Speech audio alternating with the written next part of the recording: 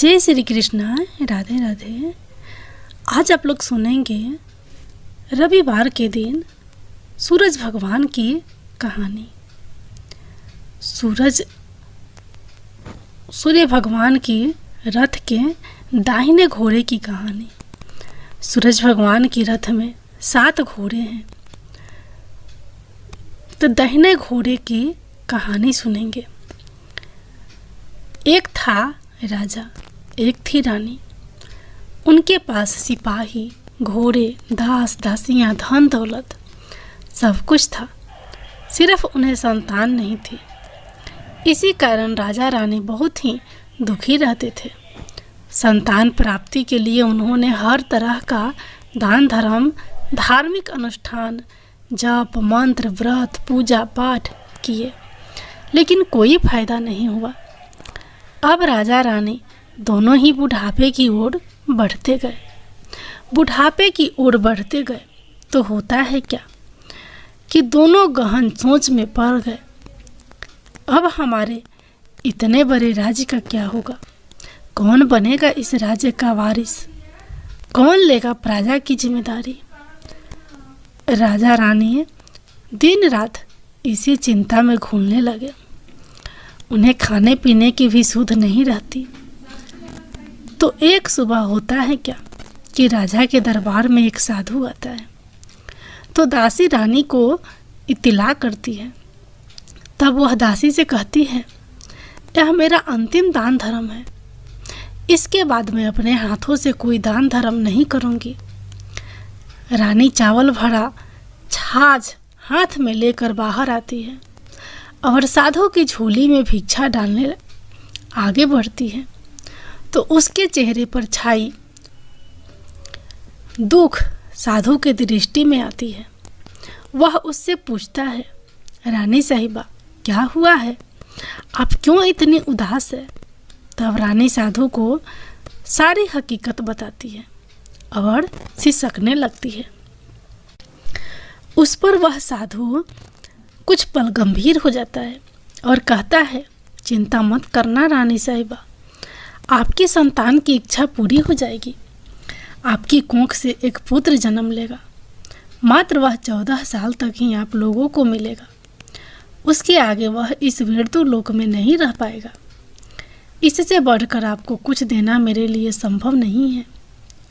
अपनी बात पूरी करते उसने अपनी झोली में हाथ डाला, थोड़ी सी भभूत निकाल कर रानी को दी और कहा, आप और महाराज दोनों इसे बांटकर ग्रहण करना। तुम्हें जल्द ही पुत्र प्राप्ति होगी। इतना कहकर साधु अपनी राह चला गया। उसने जाने के बाद रानी सोचने लगी, 14 साल तो 14 साल ही सही, उतने समय के लिए हमें पुत्र मिलेगा, यही काफ़ी है। उतने साल तक मैं उसे जी जान से भरा करूँगी, उसे ढेर सारा लाड़ दुलार प्यार करूँगी, अपनी संतान की मुराद पूरी करूँगी। उस रात अपना सारा राज्य काज खत्म करके राजा जब रानी के महल में गए तो रानी ने क्या किया कि राजा को सारी बात बताई और साधु की दी हुई भभूत राजा को दिखाकर बोली, साधु महाराज ने यह भभूत हम दोनों को ग्रहण करने को कहा है। राजा बोले, इतना दान धर्म किया, जब तब किया, कोई फल नहीं मिला। अब इस भभूत से हमें संतान प्राप्ति होगी क्या? उस पर रानी बोली, जब इतना सब कुछ किया तो अब यह भी सही, खामख्वाह उस साधु के क्रोध को क्यों बुलावा दे। राजा को अब किसी पर विश्वास नहीं था, लेकिन पत्नी को दुख ना पहुँचे इसलिए वह राजी हो गया। राजा राजी हो गया तो फिर क्या होता है कि राजा रानी दोनों नहाते धोते हैं, फिर अपने भगवान का नाम स्मरण करते हैं, अपने पुरखों को स्मरण करते हैं और उस साधु महाराज का नाम स्मरण करके वह भभूत बांट कर दोनों खाते हैं। उसके बाद दोनों निश्चित होकर सो जाते हैं। तो कुछ दिन गुजर जाते हैं और साधु द्वारा कहे अनुसार रानी गर्भवती हो जाती है। उस पर राजा रानी दोनों की खुशी गगन में नहीं समाती। राजा रानी से बोला, महारानी, सचमुच साधु महाराज की कृपा हो गई।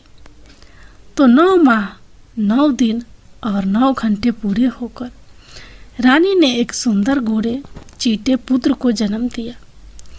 राजा ने बड़ी धूमधाम से पुत्र का नामकरण किया। सारे राज्य में 8 दिन तक पूजा पाठ उत्सव मनाया गया। अब पुत्र की कुंडली देखने के लिए राज्य के सबसे विद्वान पंडित जी को बुलाया। तो कुंडली देखकर पंडित जी बड़े चिंतित हो गए। कहने लगे, महाराज, हमारा राजपुत्र सिर्फ 14 साल तक हमारे पास रहेगा। राजा को इस बात की भनक थी ही नहीं। रानी को भी साधु महाराज की बात याद थी। दोनों चुप रह जाते हैं। उसके बाद राजा और रानी बड़े लाड़ प्यार से बेटे की परवरिश करते हैं। उसकी हर ख्वाहिश पूरी करते हैं। थोड़े समय के लिए ही सही, भगवान ने संतान की अपनी मुराद पूरी कर दी। इससे वे संतान मानते हैं। राजपुत्र दिन प्रतिदिन बड़ा होता है।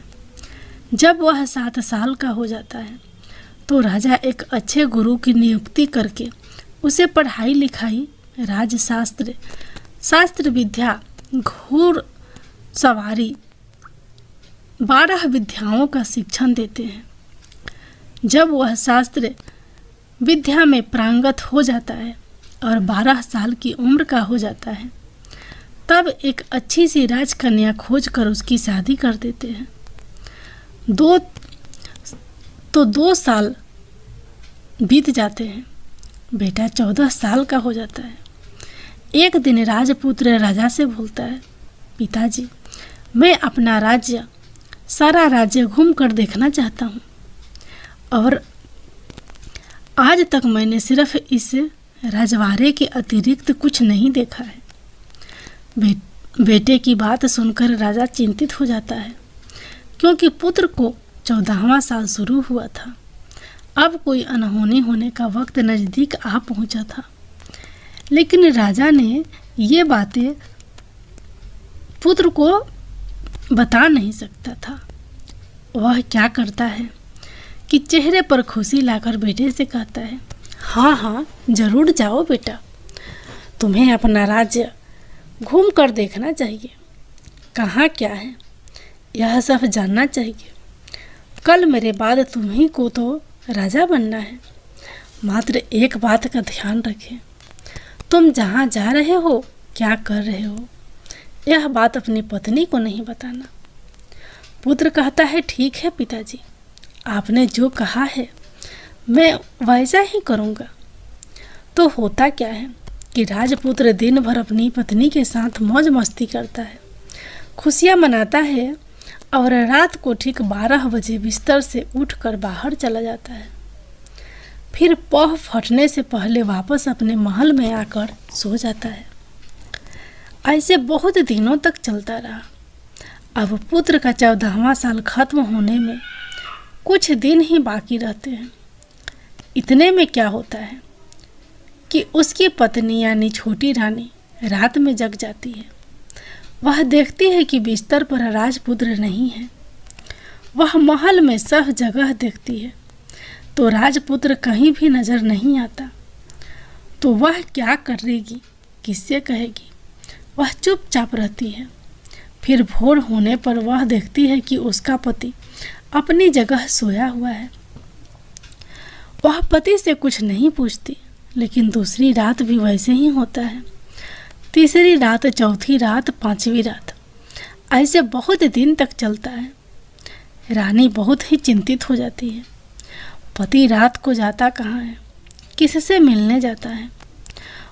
उसको मन में ढेर सारे सवाल उठते हैं, लेकिन उसे पूछने में उसे डर लगता है। शायद पति गुस्सा कर बैठे। सास ससुर से पूछने के बारे में सोचा तो उसकी कुल मर्यादा बीच में आ जाती है। तो इस तरह मन ही मन वह कूटती रहती थी। इस हालत में उसे खाने पीने में दिलचस्पी नहीं होती, वह दुबली पतली हो जाती है। तो उस राज्य में फूल बेचने वाली एक बूढ़ी मालिन थी। वह हमेशा छोटी रानी को फूल देने उसके महल में आती थी। उस बुढ़िया का ध्यान छोटी रानी पर जाता है। वह उससे पूछती है, बेटी तुम्हें किस बात का दुख है? तुम इस तरह सूख कर कांटा क्यों बनी हो? उस पर रानी कहती है, क्या बताऊं तुम्हें अम्मा, तुम्हारा राजपुत्र हर रात बिस्तर पर से उठकर कहीं चला जाता है और सुबह भोर होते ही वापस आकर सो जाता है। वह कहाँ जाता है? प्रेमिका से मिलने जाता है क्या? यह सोच सोच कर मैं अन्न जल ग्रहण नहीं कर पाती और सूख सूख कर इस तरह कांटा बन गई हूँ। बुढ़िया सह बात सुनकर उसे एक उपाय बताती है।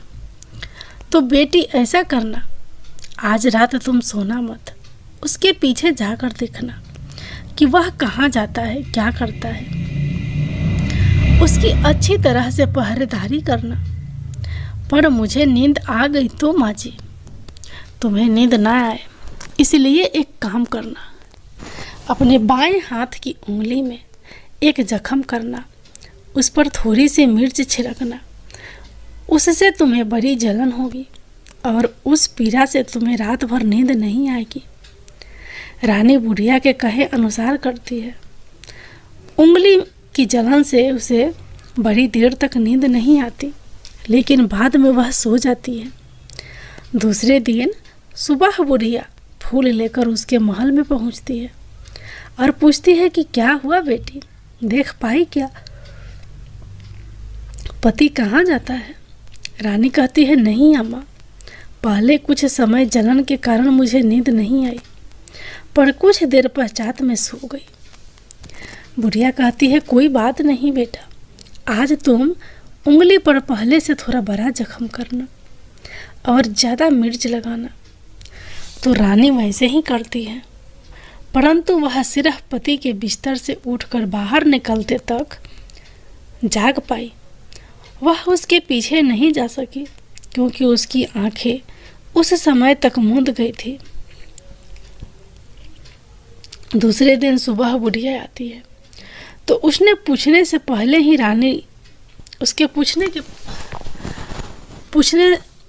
पहले से ही रानी रोकर कहती है, अम्मा मैं आज भी उनकी पहरेदारी ठीक तरह नहीं कर पाई।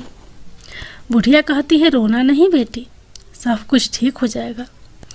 तुम आज रात जख्म और बड़ा करना और उस पर ज़्यादा मिर्च छिड़कना और एक काम करना बेटी, वह जब जाने के लिए निकलता है तो उसका रास्ता रोकना। बुढ़िया ने जैसा बताया रानी वैसा ही करती है। आज रात उसे नींद नहीं आती। पति रात 12 बजे बिस्तर से उठकर जब महल से निकलने के लिए चलने लगता है तो वह बुढ़िया ने जैसे बताया वैसे ही करती है। दौड़कर जाकर पति का रास्ता रोकती है और कहती है, कहाँ जा रहे हो, किससे मिलने जा रहे हो, मुझे बतलाओ। राजपुत्र उसे समझाने की कोशिश करता है, देखो अगर मैंने तुम्हें वह बताया तो मैं तुम्हें दोबारा नहीं मिल पाऊंगा। कोई बात नहीं, ना मिल पाओ, लेकिन आप रात के समय कहाँ जाते हो यह मुझे पहले बता दीजिए। राजपुत्र निरुपराय हो जाता है। पत्नी की जिद के आगे उसकी एक नहीं चल पाती। ठीक उसी समय उसका 14वां साल खत्म होकर 15वां साल लगने वाला था। जो होता है वह हो जाने दो, वह सोचता है और कुछ चावल मंत्रों से सिद्ध करके पत्नी को देकर कहता है, इन चावलों के दानों को दोनों हाथों की मुट्ठी में पकड़ना। पहले दाएं हाथ में पकड़े चावल मेरे ऊपर फेंकना, मैं कौन हूँ तुम्हें पता चल जाएगा। बाद में बाएं हाथ के पकड़े चावल मेरे ऊपर फेंकना, मैं जैसा था तुम्हें मिल जाऊंगा। लेकिन यदि तुम बाएं हाथ के चावल मेरे ऊपर फेंकना भूल गई तो मैं तुम्हें कभी नहीं मिल पाऊंगा। रानी बड़ी आत्मविश्वास के साथ कहकर दाएं हाथ में पकड़े चावल पति के ऊपर फेंक देती है तो राजपुत्र एकदम एक विशाल घोड़ा बन जाता है। एकदम उद्यमा सफ़ेद गर्दन पर लंबी आयल, देखते देखते वह तेजी से दौड़ने लगता है। रानी उस घोड़े को एकदम भौ चौकी होकर देखने लगती है और पति बाएं हाथ के चावल फेंकने की जो बात कही थी वह भूल जाती है। उसकी आंखों के सामने घोड़ा महल से बाहर निकलकर चला जाता है।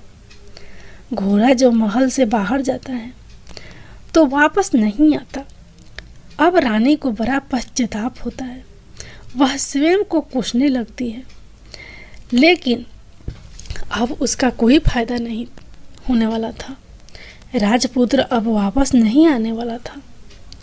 सुबह होते ही महाराजा महारानी को सब बात पता चल जाता है। उन्हें बहुत दुख होता है। वे बिस्तर पकड़ते हैं और राह देखते हैं कि एक दिन उनका बेटा वापस जरूर आएगा। इस तरह 1 महीना गुजरता है, 2 महीने गुजरते हैं, 3 महीने गुजरते हैं, आखिर 6 महीने पूरे होते हैं। राजपुत्र का कोई अता पता नहीं लगता। प्रधान राजपुत्र को ढूंढने के लिए राज्य के गांव-गांव सिपाही भेजता है, लेकिन उन्हें कोई सफलता नहीं मिलती है। इधर रानी अपनी हठ के कारण पति गायब हो गया यह सोचकर स्वयं को मन ही मन कोसती है और प्रण लेती है कि कुछ भी करके पति को ढूंढ लाएगी और उसे वापस घर ले कर आएगी। एक दिन वह सुबह उठकर सास ससुर के महल में जाती है और कहती है कि मैं अपने पति की खोज में जा रही हूँ। महाराजा महारानी को और क्या चाहिए था? कुछ भी करके उनका बेटा उन्हें वापस मिलना चाहिए था। वे बहू को जानने की अनुमति देकर कहने लगे, बेटी तुम्हें जो चाहे वह करो, जहाँ जाना है वहाँ जाओ, लेकिन हमारे बेटे को वापस लेकर आओ। भगवान तुम्हें कामयाबी दे। अब रानी क्या करती है कि अपना शाही वेश बदलकर एक सेठानी बन जाती है। कुछ दास दासियों को, कुछ नौकरों को साथ में लिया, कुछ सामान साथ लिया और राज्य की सीमा पर जाकर वहाँ एक भोजनालय खोल दिया। वहाँ आने वाले सब यात्रियों को खाना मुफ्त में देने लगी। मात्र एक शर्त रखी कि खाने वाले को उसकी देखी कोई अजीब चीज़ उसके मालकिन को यानी राजकन्या को बतानी पड़ेगी। तो वहाँ आने वाले हर नागरिक अपनी तरफ से मैंने वह देखा कहकर वहाँ से मुफ्त खाना खाकर जाता था। परंतु रानी को जो बात चाहिए थी वह अब तक मिली नहीं थी। ऐसे ही कुछ दिन बीत गए तो इधर क्या होता है कि रानी के महल फूल लेकर जाने वाली बुढ़िया के एक बेटा और बहू थे। उनका एक छोटा बेटा था, यानी बुढ़िया का एक पोता था। तो बेटा बहू सुबह काम के लिए निकलते थे तो पोते को संभालने की जिम्मेदारी बुढ़िया माई पर रहती थी। बुढ़िया माई दिन भर पोते को संभालती थी। एक दिन होता क्या है कि बुढ़िया माई को पान खाने की आदत थी, तो पान लगाने के लिए चूना चाहिए था। वह उसे तैयार करने के लिए सीपियाँ लेकर आई। इन सीपियों भूनने के लिए गोबर के कंडे चाहिए थे। कंडे इकट्ठा करने के लिए वह बांस की टोकरी लेकर चरवाहे के मैदान में गई। वहाँ बहुत सारे कंडे थे। उन्हें जमा करते करते उसे घर आने में अंधेरा हो गया।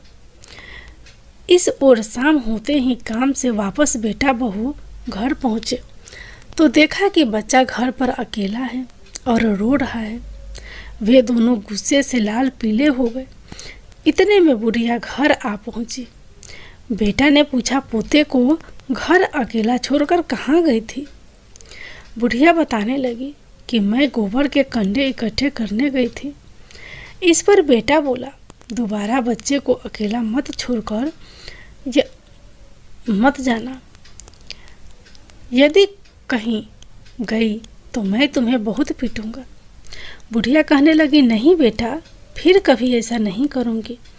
लेकिन दूसरे ही दिन बुढ़िया वह बात भूल गई और फिर चरवाहे के मैदान पर कंडे इकट्ठा करने लगी, चली गई। शाम को जब बेटा बहू घर काम से वापस लौटे तो देखते हैं कि बच्चा घर पर अकेला है और रो रहा है। अब उसके बेटे का सहन शक्ति खत्म होने लगी और बुढ़िया के वापस आने पर उसे घर से निकाल दिया।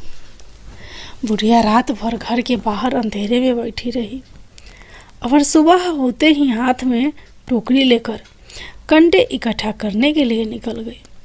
उस दिन उस पर कंडे इकट्ठा करने का मानो पागलपन सवार था। कंडे इकट्ठा करते करते कब अंधेरा छा गया उसे मालूम ही नहीं चला। उसे जब ध्यान आया तो गांव का रास्ता भी ठीक तरह से दिखाई नहीं दे रहा था। वह अंधेरे में आंखें फाड़ कर देखती, किसी तरह आगे निकल पड़ी तो होता क्या है कि एक कपिला गाय छन छन की आवाज करते, गले की घंटी बजाते ठुमक कर उस मैदान पर आ गई। उसे देखकर बुढ़िया सोचने लगी कि इस गाय के पीछे पीछे जाऊंगी तो गांव तक पहुंच जाऊंगी। तब बुढ़िया उसके पीछे पीछे जाने लगी। वह गाय क्या करती है कि उस मैदान से लेकर एक एक करके 6 मैदान पार करती है। आखिरी में वह 7वें मैदान पर पहुंचती है तो वहाँ क्या होता है कि उस मैदान पर एक बड़ा सा पत्थर है। गाय जाकर उस पत्थर को अपना सींग मारती है। सींग मारा तो वह पत्थर दूर हट गया और पतालों में नीचे जाने की सीढ़ियाँ दिखाई देने लगी। तब वह गाय उन सीढ़ियों से नीचे जाने लगी। बुढ़िया सब कुछ देखती रही और झट से जाकर गाय की पूंछ को पकड़ लिया। पूंछ पकड़कर गाय के साथ नीचे पताल में पहुंच गई। पताल में पहुंचते ही तुरंत गाय की पूंछ छोड़ दी और इधर उधर देखने लगी। वहीं से बुढ़िया ने देखा कि पताल में सब जगमगाहट दीप जलते हैं और तेज रोशनी गाय के ऊपर पड़ती है और वहाँ अद्भुत घटनाएं घटने लगी। गाय के नीचे जाते ही उसके गले में अपने आप साकल पड़ गई और छम छम करके कोई दुहारी में गाय का दूध दूहने लगी। लेकिन जो भी कोई वह कर रहा था वह मात्र दिखाई नहीं दे रहा। बुढ़िया बहुत घबरा गई, कहाँ आकर फंस गई यह सोचने लगी और यहाँ वहाँ छिपने के लिए जगह ढूंढने लगी। लेकिन उसे कहीं भी जगह नहीं मिली। हर जगह उजाला ही उजाला था तो वह तो एक कोनों में खड़ी रह गई और जो कुछ सामने हो रहा था उसे चुपचाप देखने लगी। कुछ पल के बाद वहाँ झट से एक उम्दा सफ़ेद घोड़ा आया। वहाँ 2 कुंडे थे। उसमें से एक कुंडे में घोड़े ने छलांग लगाई और ऊपर आ गया। अब उसे राजपुत्र का रूप प्राप्त हो गया। राजपुत्र बनने के बाद उसने दूसरे कुंडे में पानी से स्नान किया। वहाँ रखे पलंग था, उस पर आकर बैठ गया। उसके सामने अपने आप पंच पकवानों की थाली आ गई। दूध की एक प्याली आ गई, पान सुपारी आ गए। उसके सामने एक दिया जलता रहा। राजपुत्र ने खाना खाया, दूध पिया और पान सुपारी खाया और बिस्तर पर लेट जाने से पहले सूर्य देव का स्मरण करके सामने जलते दिए से पूछा, दिए दिए दीपंकर, मेरे माता पिता क्या कर रहे हैं? दिया बताने लगा, बेटे के शोक में डूबे हैं। राज्य कौन संभाल रहा है? राज्य प्रधान संभालता है। मेरी पत्नी क्या करती है? उसने चौराहे पर भोजनालय शुरू किया है और आते जाते लोगों से वह नई खबर के बारे में पूछती है।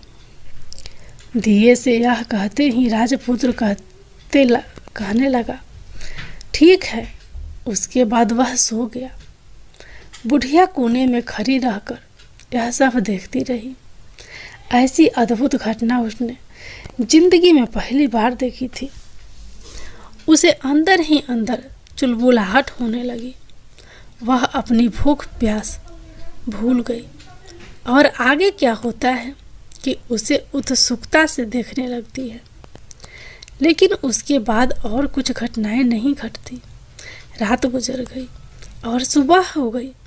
सुबह होने पर पलंग पर सोया राजपुत्र उठा और फिर से पहले वाले कुंड में छलांग लगाई। तो अब फिर से घोड़ा बनकर कुंड से बाहर आ गया। बाहर आते ही वह तेजी से उस पाताल नगरी से बाहर निकल गया। लेकिन वह कहाँ गया, बुढ़िया को कुछ पता नहीं चला।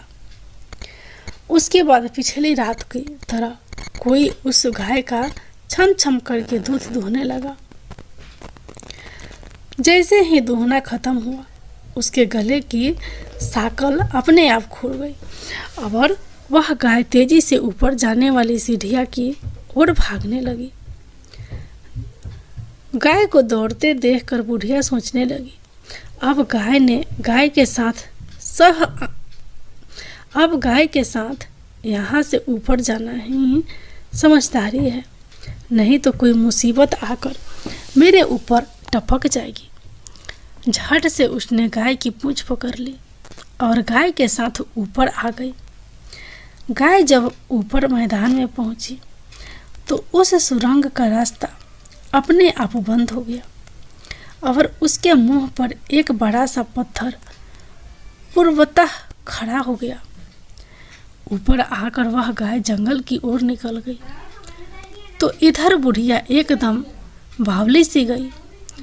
उसने पाताल नगरी में जो कुछ देखा वह जल्द से जल्द किसी को बताने के लिए उतावली हो उठी। उसे एकदम याद आया कि नगर की सीमा पर कोई औरत भोजनालय चलाती है और नई बात बताने वाले को अच्छा खाना पीना मुफ्त में देती है। वह सोचने लगी कि क्यों न मैं यह बात उस औरत को जाकर बताऊं। यदि उसे यह बात पसंद आ गई तो बाकी जीवन खाने पीने की झंझट से मुक्ति मिलेगी। बुढ़िया ने मन में तय किया और तुरंत उस भोजनालय के द्वार पर टंगे नगारे के सामने खड़ी हो गई और जोर जोर से नगारा बजाना शुरू कर दिया। नगारे का इस तरह शोर सुनकर मालकिन यानी छोटी रानी मन में प्रसन्न हो जाती है कि शायद कोई बड़ी बात है लेकर यहाँ आया है। रानी सिपाहियों को आदेश देती है, जाइए और जो कोई आया है उसकी अच्छी खरीदारी कीजिए। आदेश पाते ही सिपाही नीचे दौड़ कर गए तो एक बुढ़िया नगाड़ा बजा रही थी।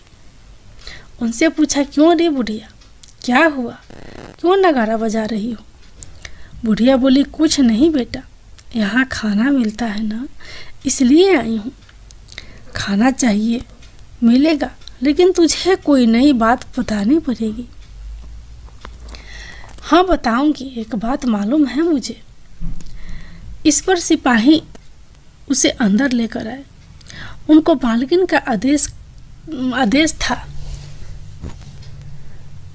कि जो कोई बूढ़ा बुजुर्ग वहाँ आए उनके साथ अच्छी तरह पेश आना, उनका अच्छा आदर आतिथ्य करना। तो सिपाही ने इस पर बुढ़िया का भरपूर आदर आतिथ्य किया। उसे बड़ी सी धरती भर कर व्यंजन परोसते हैं। बुढ़िया कुछ दिनों से भूखी थी। वह खाने पर टूट पड़ी। खाना खाने के बाद सिपाही ने उसे नई साड़ी पहनने को दी। उसके बाद उसे लेकर रानी के पास आए। बुढ़िया और रानी ने तुरंत एक दूसरे को पहचान लिया। बुढ़िया बोली, बेटी तुम? रानी बोली, अम्मा तुम। बड़ी देर तक दोनों भांति भांति की बातें करती रही।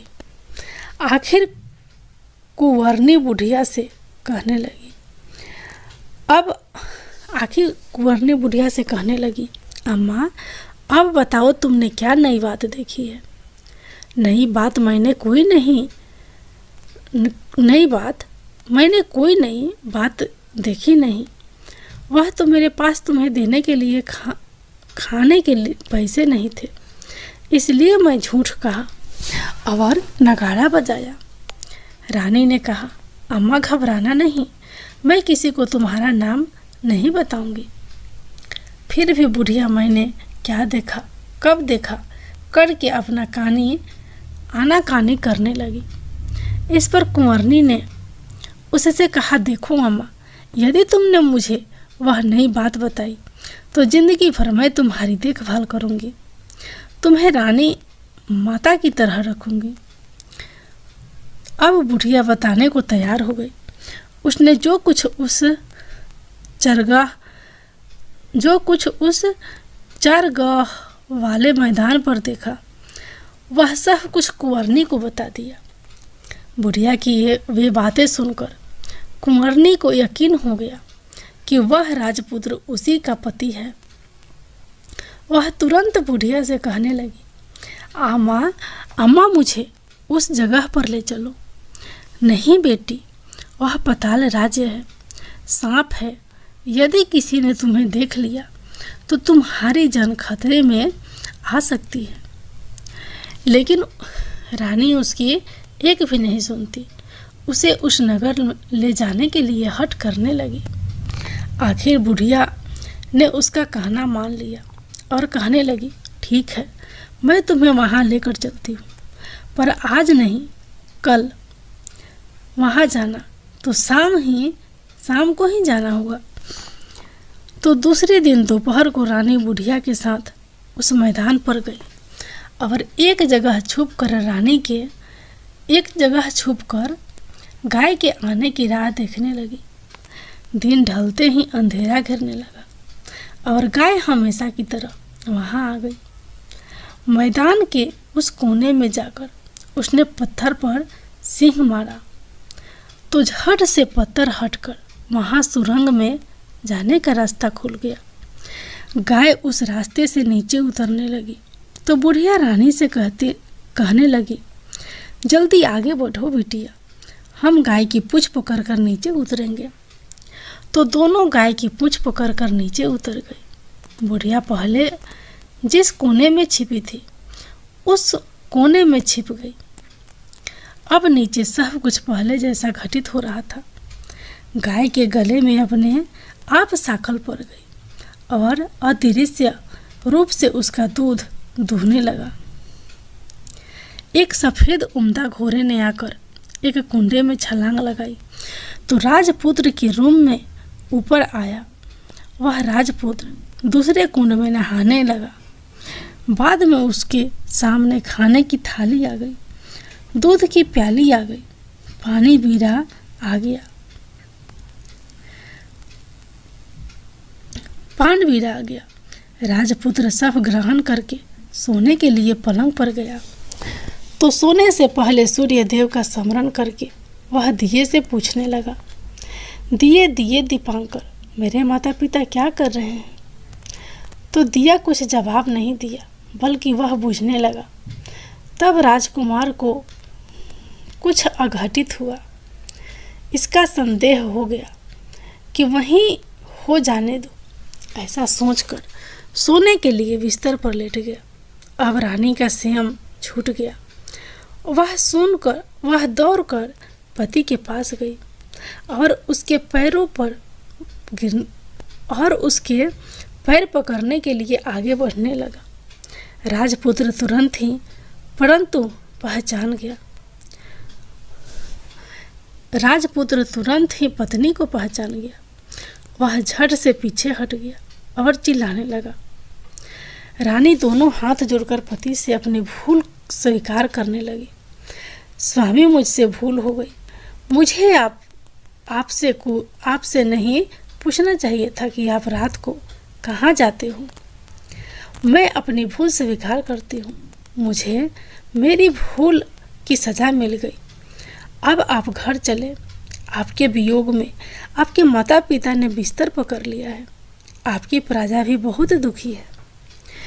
उस पर राजपुत्र कहने लगा, वही तो एक बार तुम्हें गलती कर बैठी हो, अब दोबारा मत करना, नहीं तो अब मैं तुम्हें जो दिख रहा हूँ वह भी नहीं दिखूंगा। रानी अब विलाप करने लगी, जोर जोर से जमीन पर सिर पटकने लगी। राजपुत्र के मन में उसके प्रति दया उत्पन्न हो गई। वह उससे कहने लगा, यदि तुम मुझे पाना चाहती हो तो तुम्हें एक काम करना होगा। काम कठिन है, लेकिन वह तुम्हें अकेले करना होगा। कहो स्वामी, कितना भी कठिन काम हो मैं वह पूर्ण करूंगी। रानी कहने लगी। इस पर राजपुत्र ने उसे बताया, इस पताल से ऊपर जाते ही तुम्हें एक घना जंगल नजर आएगा। ऐसे 6 जंगल पार करने के पश्चात 7वां जंगल मिलेगा। वह जंगल सबसे घना है। उस जंगल में बीचों बीच एक पीपल का पेड़ है। उसके आसपास की जगह पत्ते फंदे, जटाएं, कांटे इत्यादि से ढक चुकी है। वहाँ बाघ, शेर, भालू, सांप सभी धामा चौकड़ी बैठती है। तुम्हें उन सब को भगाकर वह जगह साफ करनी है। उसकी गोबर से लिपाई करके पवित्र बनाना है। रंगोली से सजाना है। उसके बाद वहाँ धूप, कपूर, अगरबत्ती जलानी है। फूल, कुमकुम से पेड़ की तने की पूजा करनी है। दूध दही से बने चावल का भोग चढ़ाना है। ये सब तुम्हें दोपहर को 12 बजे से पहले करना है। 12 बजे के समय तुम्हें उस जगह पर बैठकर सूर्य भगवान का ध्यान करना है। ठीक 12 बजे सूर्य भगवान का रथ वहाँ उतरेगा। वे वह सब देखकर खुश हो जाएंगे और कहेंगे, जिस किसी ने यह सब किया है उसे मैं मनचाहा फल दूंगा। तो तुम सामने जाकर उसके रथ का दाहिना घोड़ा मांगना, मैं तुम्हें मिल जाऊंगा। इतनी बात कहकर राजपुत्र अपने पलंग पर सो गया और छोटी रानी भोर होने की राह देखने लगी। भोर होते ही वह बुढ़िया के साथ गाय की पूंछ पकड़कर ऊपर आ गई। ऊपर आने के बाद वह बुढ़िया से कहने लगी, अम्मा, अब मैं अकेले ही आगे जाऊंगी, तुम भोजनालय वापस जाओ। वह जंगल में जाकर राजपुत्र की बताई जगह ढूंढने लगी और स्वयं आरी से वह जगह साफ कर दी। बाद में राजपुत्र ने जैसा बताया वैसा लिपाई पुताई करके वापस आ गई। दूसरे दिन पौह फटने से पहले उठी और जंगल में उस जगह पहुंची। वहां जाकर इत्र, गुलाब का पानी छिड़काव कर वह जगह सुगंधित की। धूप अगरबत्ती जलाकर उसे पवित्र किया और पूजा की सब सामग्री वहाँ तैयार रहकर सूर्य भगवान का ध्यान करने बैठ गए।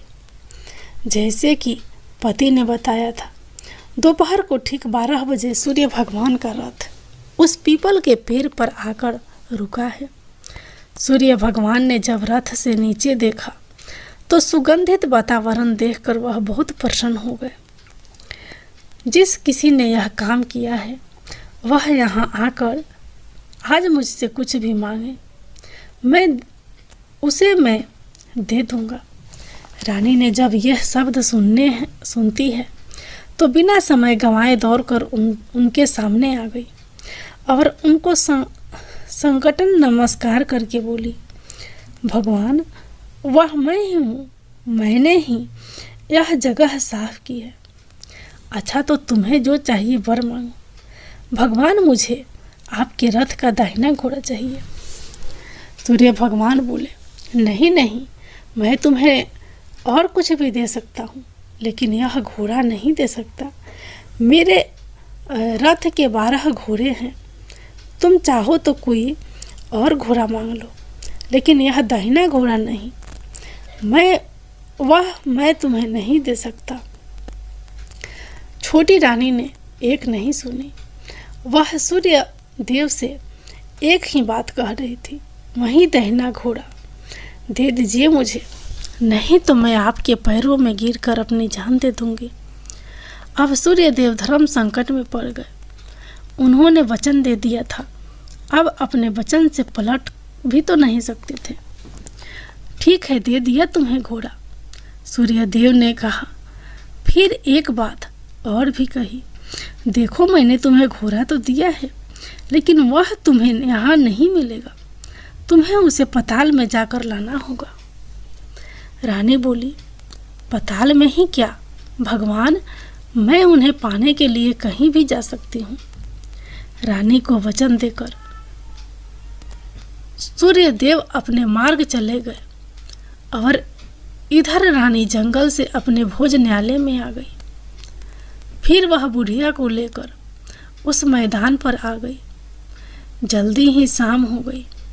शाम होते ही वहाँ वह गाय आ गई और उसने सींग मारकर सुरंग का पत्थर हटाया तथा नीचे उतरने लगी। रानी और बुढ़िया जल्दी जल्दी उसकी पूंछ पकड़कर नीचे उतर गई। नीचे पताल में सब घटनाएं पहले की तरह ही घटने लगी। घोड़े का एक कुंड में नहाकर राजपुत्र बन जाना, नहा धोकर पलंग पर जाकर बैठना, तो उसे खाने की थाली, दूध के प्याली आना, पान बीड़ा आना। लेकिन आज एक बात नई घटी। आज 2-2 थाली, 2-2 दूध की प्याली, 2-2 पान बीड़े उसके सामने आए। वह कुछ नहीं बोला।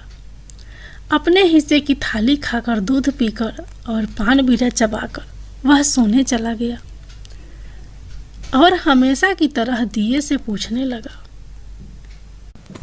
दिए दिए दीपांकर, मेरे माता पिता क्या करते हैं? दिया ने बताया, वे दोनों तुम्हारे शोक में मरने की स्थिति में पहुंच गए हैं। ऐसा झट से उसकी आंखों से आंसू टपकने लगे। फिर वह पूछने लगा, दिए दिए दीपांकर, मेरा राज्य कौन चला रहा है? तुम्हारा राज्य प्रधान चला रहा है और वह सब कुछ हड़प चुका है। वह प्रजा पर बहुत अत्याचार कर रहा है। सुनकर राजपुत्र को बहुत गुस्सा आया। वह गुस्से से अपनी मुट्ठी भींचने लगा। अब वह पूछने लगा, दिए दिए दीपांकर, मेरी पत्नी क्या कर रही है? अब दिया कुछ नहीं बोला, चुप रहा। अब रानी का संयम जवाब दे गया। वह दौड़कर पति के गले लग गई। अब मैं तुम्हें मिल गया। राजपुत्र कहने लगा, सच कहते हो, अब आप फिर से घोड़ा तो नहीं बनेंगे? नहीं, दोबारा घोड़ा नहीं बनूंगा। मैं तुमने जो इतने सारे कष्ट उठाए हैं मुझे पाने के लिए, इसलिए सूर्यदेव ने मुझे सदा के लिए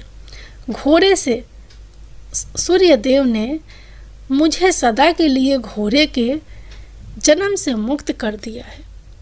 राजपुत्र ने बड़े प्यार से कहा और उसे गले लगाया, उसके आंसू पोंछे। कुछ देर पश्चात भोर हो गई तो गाय की श्रृंखला टूटकर वह ऊपर भूलोक जाने लगी। रानी, राजपुत्र और बुढ़िया उसकी पूंछ पकड़कर ऊपर आ गए। ऊपर आने पर वे सीधे भोजनालय में पहुंचे।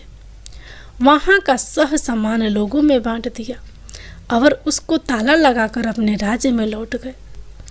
राजपुत्र वापस आता और उसके तेवर देखकर प्रधान घबरा गया। राजपुत्र ने उसे बंदी बनाकर कैद खाने में डाल दिया और राज की बागडोर अपने हाथ में ले ली। उसके बाद वह अपने माता पिता को मिलने उनके महल में गया। तब राजपुत्र क्या देखता है कि उसके माता पिता उसके शोक में अस्थि पंजर बने हुए हैं।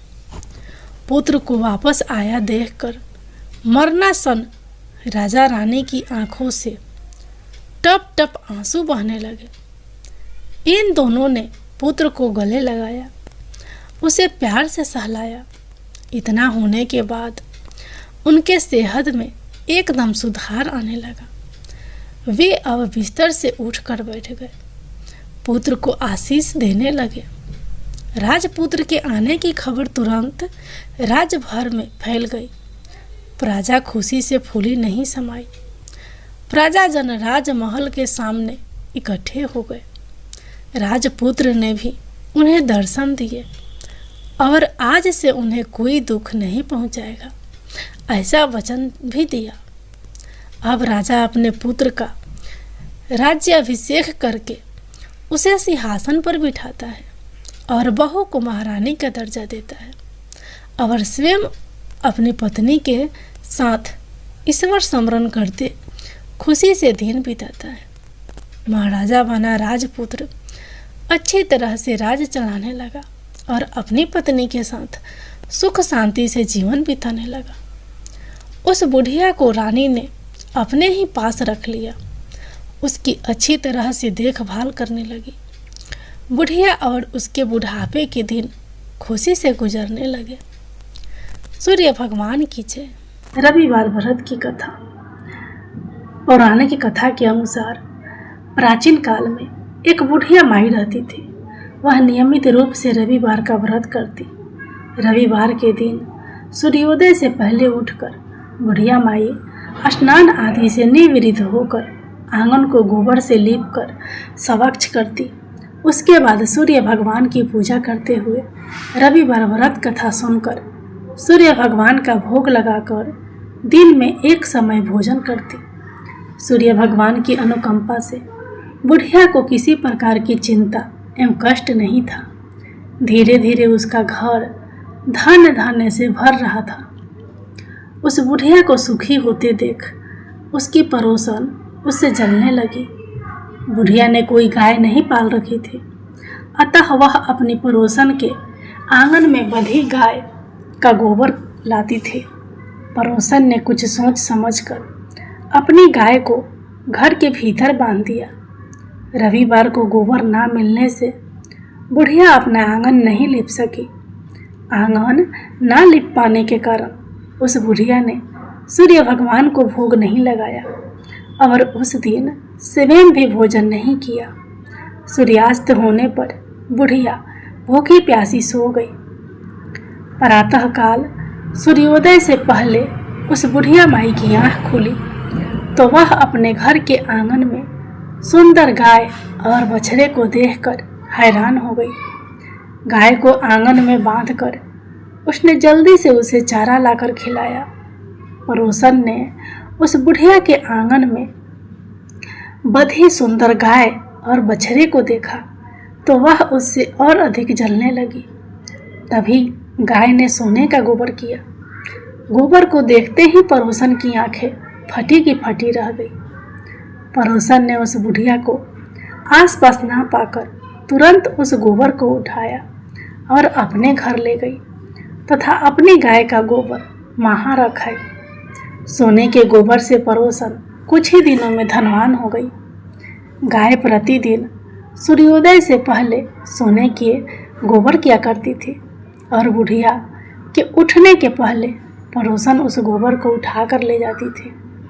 बहुत दिनों तक बुढ़िया सोने के गोबर के बारे में कुछ पता ही नहीं चला।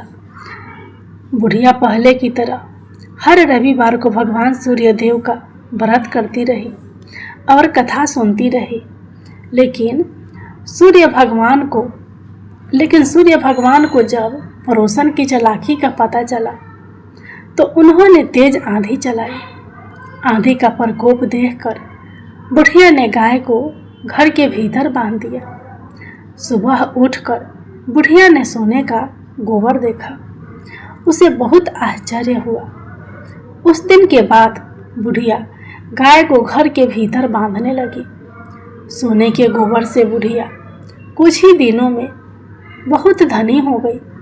उस बुढ़िया माई के धनी होने से पड़ोसन बुरी तरह से जल भूनकर राख हो गई और उसने अपने पति को समझा बुझाकर उसे नगर के राजा के पास भेज दिया।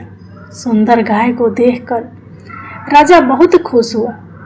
सुबह जब राजा ने सोने का गोबर देखा तो उसके आश्चर्य का ठिकाना न रहा। उधर सूर्य भगवान को भूखी प्यासी बुढ़िया को इस तरह प्रार्थना करते देख उस पर बहुत करुणा आई। उसी रात सूर्य भगवान ने राजा को सपने में कहा, राजन, बुढ़िया की गाय व बछड़ा तुरंत लौटा दो, नहीं तो तुम पर विपत्तियों का पहाड़ टूट पड़ेगा, तुम्हारा महल नष्ट हो जाएगा। सूर्य भगवान के सपने से बुरी तरह भयभीत राजा ने प्रातः उठते ही गाय और बछड़ा बुढ़िया को लौटा दिया।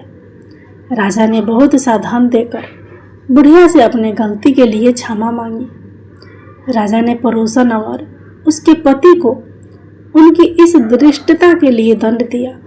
फिर राजा ने पूरे राज्य में घोषणा कराई कि सभी स्त्री पुरुष रविवार का व्रत किया करें।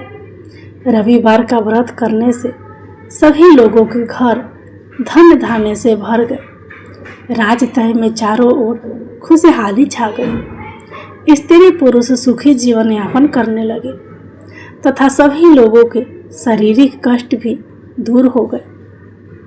सूर्य भगवान के